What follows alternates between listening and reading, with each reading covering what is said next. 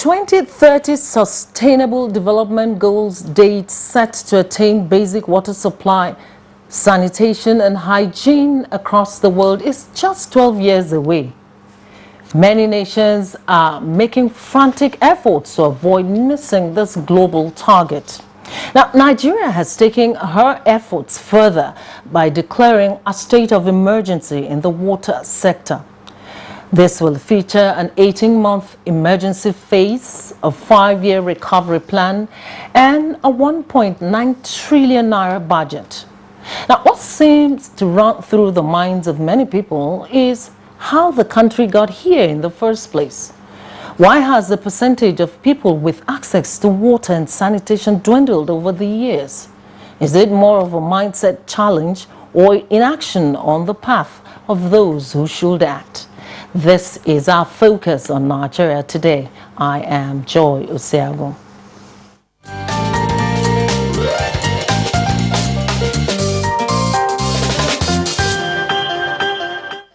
I have with me in the studio to discuss this topic the President of the Council for the Regulation of Engineering in Nigeria, Quorum, Kashim Ali.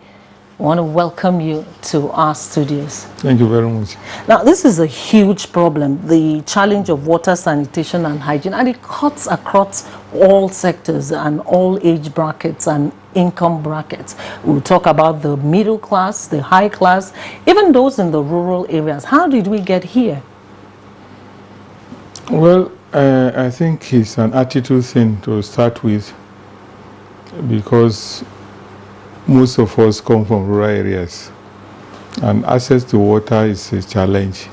Often settlements are around streams, so we're used to going to fetch water from streams, and our bodies developed some immunity to the use of poor quality water. So because of that, we've taken things for granted, and even in leadership position, people just have that mindset. When they are faced with the decision to invest in water, they look at it as a common thing. It's like water is common, so why take the trouble of investing so much in water? So it's that attitude that has taken us to this point, unfortunately, because there have been plans, huge plans. All this we're talking about WASH now, it didn't start today. It's just that today the Federal Ministry of Water Resources is giving it extra focus. I recall, as a way of demonstrating the importance of WASH, way back about 10, 12 years ago, I had cause to donate a personal borehole to a community, and in a school, really, to a school, and to encourage them to wash their hands.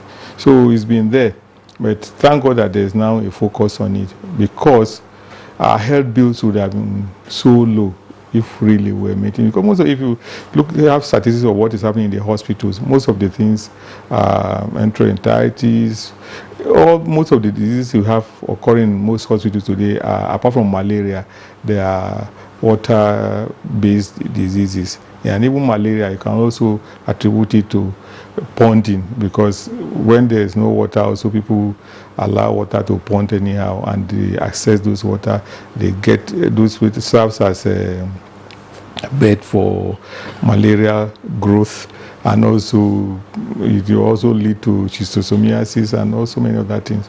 So we've not really given focus to this over the years. Now, my worry is this: why, at what point did we deviate? Because I remember growing up, we didn't have this challenge. Yeah, we did have at a point. Okay, when the colonialists were leaving, these problems were partly solved in most communities. And I'm sure growing up you would have seen there were water pumps in local government headquarters, for instance. They may not be in people's or everybody's houses, but you have some had water taps in their compound, but there were public taps where people could fetch water from. And those water they fetch from the public taps were treated. But even the local governments became uninterested. They did not even know it was important to continue to fund those projects and programs. So they abandoned them. The state governments were also not interested. And the federal government said it wasn't their responsibility to provide municipal water.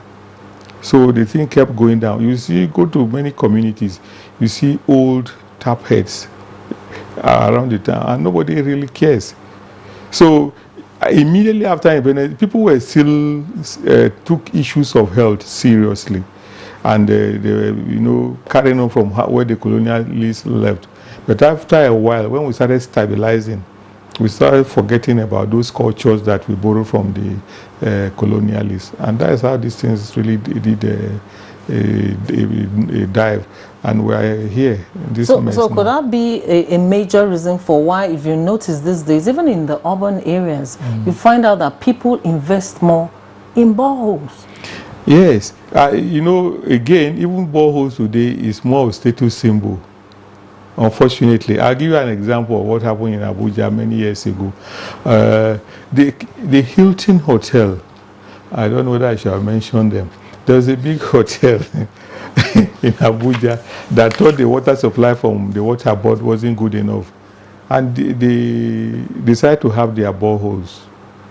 Unfortunately, during the visit of one foreign president, and they wanted to use the facility, they were checking to see the quality of water, the quality of the rooms and everything, and they found the water to be fairly unacceptable, and they asked if there was any other source of water. They say, oh, the only one available was, with a wave of hand, was the public water supply system, which certainly cannot be anything close to theirs. And the people went to the water board, they went to the laboratory, went to take water samples from different locations, and they found the water far, far cleaner than the one that they had in the hotel. That's how the hotel came around to now saying they will disconnect their boreholes and they are using the public water supply. So what can we say is responsible for that mindset? The mindset, people just believe that government, there's a loss of confidence in government generally. And anything that is provided by government, people sort of look down on those things. If you even see some of the construction companies, they don't use power from NEPA. They believe that when they connect their sensitive equipment, that the surge will be such that will blow up their equipment. So they don't use them. It's the same thing with water. So Nigerians who have also climbed the ladder to certain level feel they should be able to provide power and water for themselves, and they do boreholes. But the danger they face, and many of them face danger, is that, and I use the example of Abuja again. As when Abuja started, Abuja Master Plan says we can't have septic tanks, so we have sewer networks. But as the sewer networks were being built, they have not even been fully completed. So at the point they have to discharge sewer into natural water bodies. So most of the water bodies in Abuja were heavily polluted. And it's the same, those water bodies that were feeding the aquifers. So in Abuja area, northern, especially beyond Abaji up to this place, we have what we call the basement complex. Because underlying the overburden, after a short depth, you have granite. So you can't drill beyond the location of that. So sometimes you can drill just 20 meters, 30 meters, 50 meters, and you hit water. When you hit that water, and the water is being fed from a natural water body in which sewer is being discharged, what are you drinking? You're drinking sewer. And what example of people who are really drinking sewer in their houses? That led us to create a urban water supply, mobile water supply system in Abuja at a point.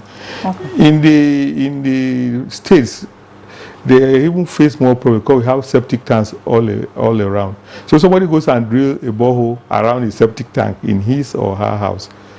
Again, what will he be drinking? Sewer is place of water. So anyway, let's take a short break now. When we return, we'll continue with our discussion on Nigeria today. Stay with us.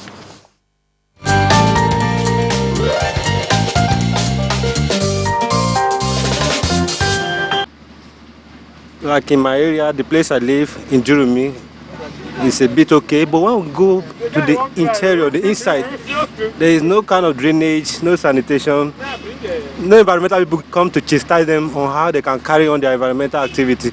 As a result, there is a sewage dump everywhere, here and there. So I think the government should improve more in sensitizing people in these villages. I reside in Kujira Council in FCT. The sanitation and water system in Kujira is zero. We don't have water in Kujira Council, and the sanitation there, as I'm talking to you right now, if Kujira have just a very narrow route, all the dustbins, sometimes when it rains, you find it very, very difficult because of the odor. In Kubwa Extension 3, there's no water. It's individual boreholes that we are using there. A refuse dump, we do it ourselves. Sometimes we hire people to clean and go and dump away. There's nothing like that. There is no water in my area. We operate on individual borehole. And the issue of sanitation, the sanitation there is not all that good. Precisely is poor in the sense that we don't have a public water supply in my place. I live in an estate, and everybody there is trying to provide the kind of borehole water, which of course we know that it's not very clean, or you cannot be sure of the sanitary level of the borehole water system. So that's what everybody is using. Sanitation is still the same thing, because the issue of refuse disposal has been a concern to everybody. You know, so when you find out the people dumping refuse indiscriminately in various places because there is no organized refuse disposal system, so it makes the place very unhygienic and poor, and so it's also another major problem in the area.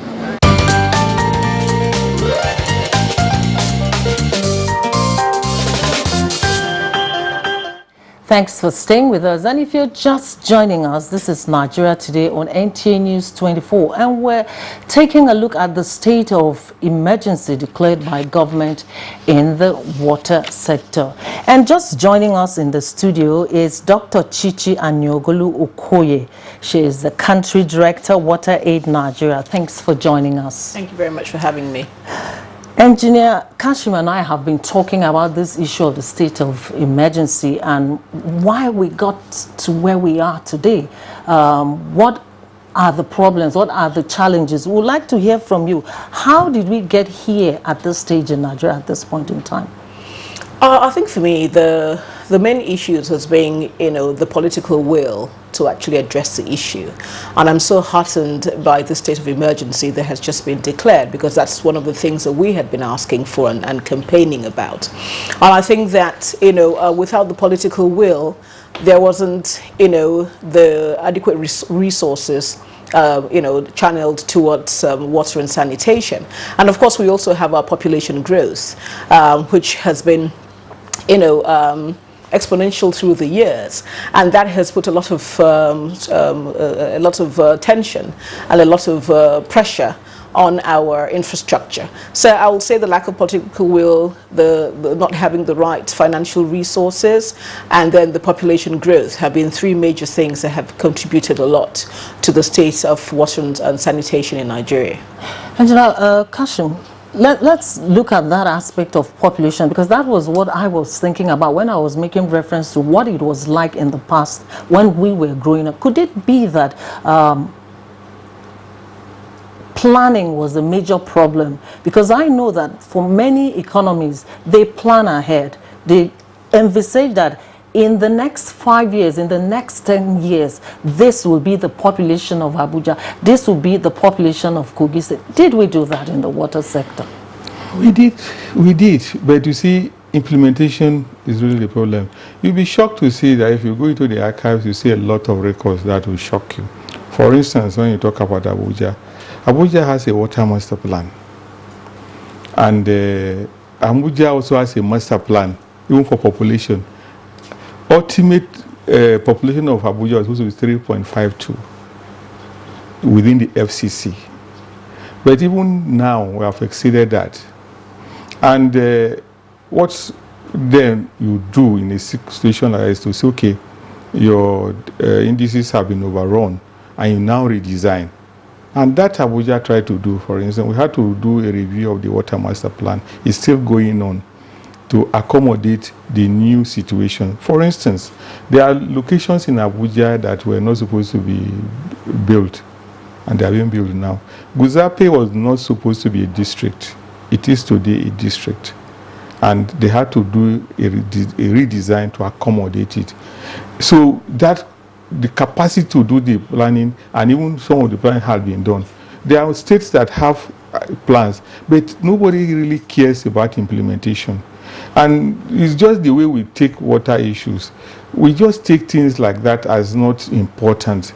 The politicians will rather want to, a politician want to do a road, for instance, and people will see the road running from one end to the other, and people will clap for him. When you do water, you bury the pipes. Nobody sees. And if for any reason there is, even it's only when you are commissioning, people have water running. And it depends on whether people appreciate. There's general attitude of not appreciating investment in water.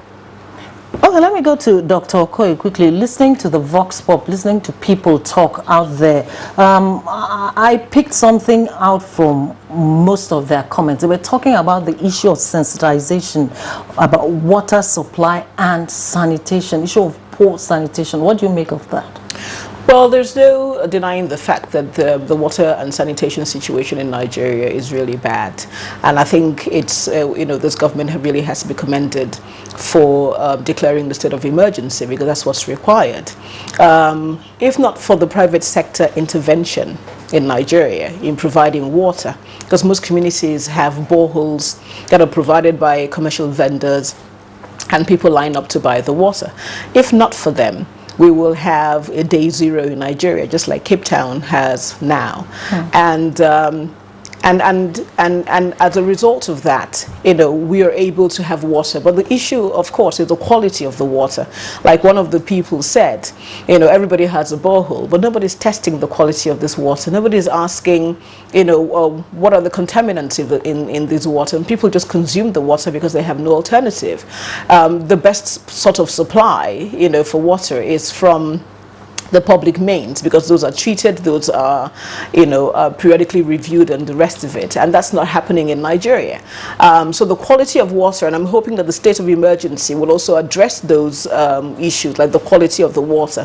When we come to sanitation, I think that is a disaster, because in Nigeria, 60% of Nigerians have access to water.